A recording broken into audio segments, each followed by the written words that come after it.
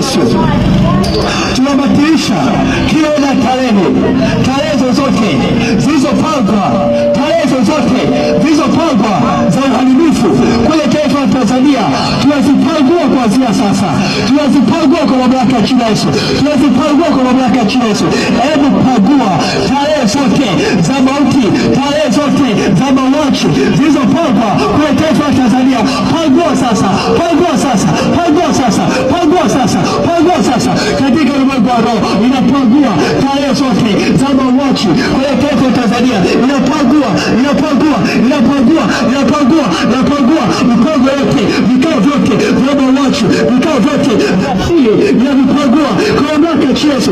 Hebu pangua, pangua, piga bomoa roho kamili katika ulimwengu wa roho. Hiyo ni roho wala sio mtu, hiyo ni roho na imetumwa kwa lengo la kufanya mauaji kwa mamlaka ya jina la Yesu.